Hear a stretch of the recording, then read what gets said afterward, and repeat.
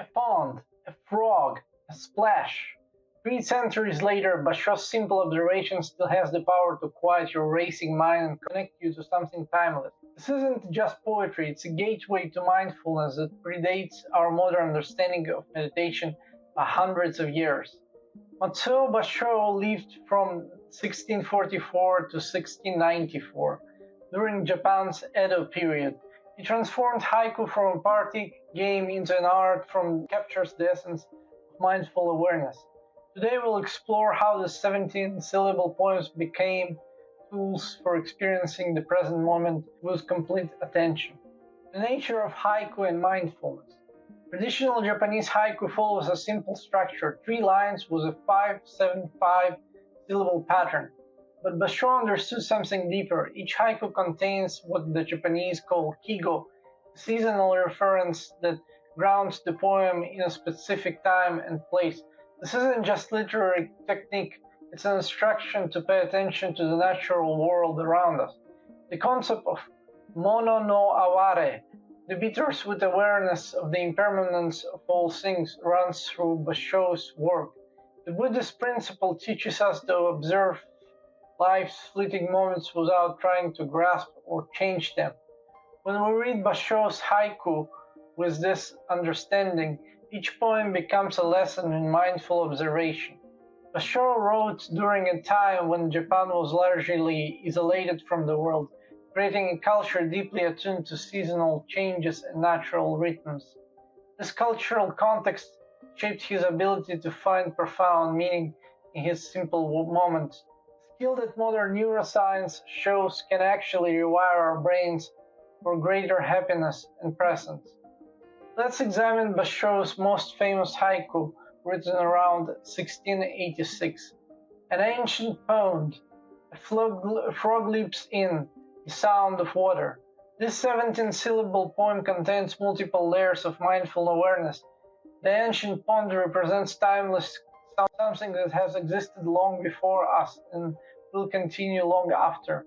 The frog's leap is the present moment, sudden and unexpected. The sound of water is the aftermath, the ripple effect, action in stillness. Notice that Basho doesn't include no judgment about whether the frog's action is good or bad, no emotional reaction, no story about where the frog came from or where it's going, just pure observation of what is happening right now. This haiku demonstrates what mindfulness teachers call bare attention, observing reality without adding mental commentary. The poem's power lies not in that it explains, but in what it simply witnesses. The walking meditation tradition. Basho spent much of his life traveling on foot across Japan, a practice he called life as journey. He travels where paying complete attention to the physical sensations of movement, the changing landscape and the immediate environment. Also, each step becomes an opportunity for awareness. During his travels, Basho would stop at temples, stay with local people, and observe the subtle differences, how light falls on mountains, how rivers sound in different seasons, or how cherry blossoms look at dawn versus dusk. These observations became haiku that capture specific moments of awareness. His travel haiku demonstrates something important about mindfulness. It's not just about sitting still and breathing.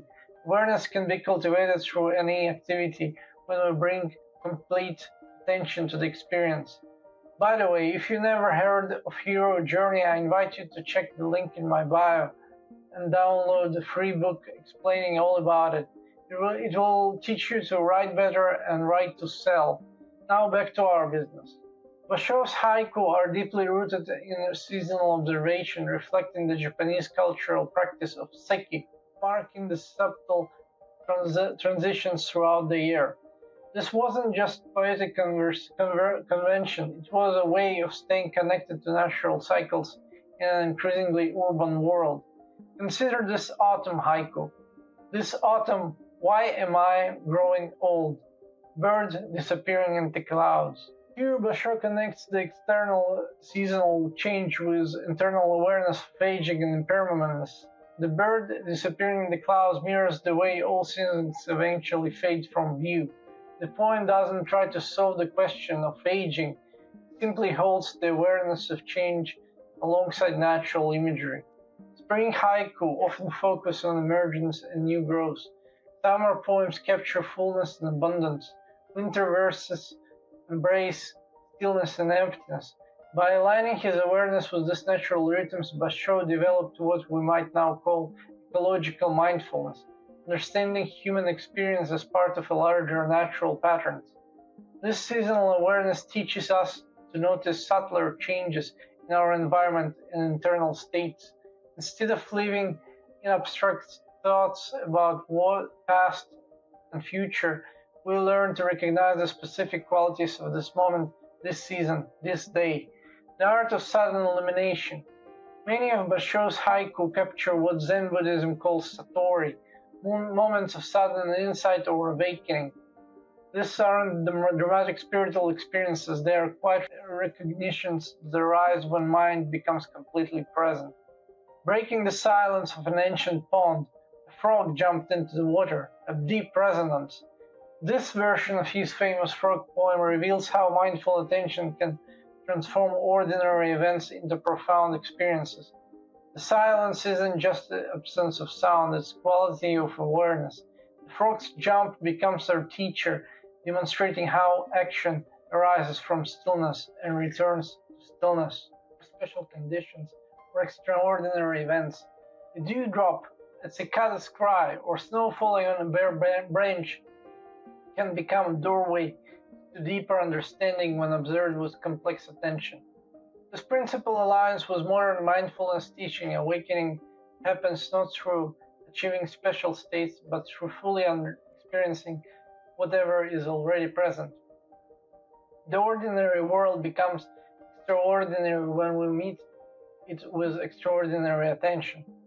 Loneliness and solitude as mindful state. Basho wrote extensively about sabi, a particular kind of solitude that isn't loneliness but rather a rich appreciation of being alone in nature.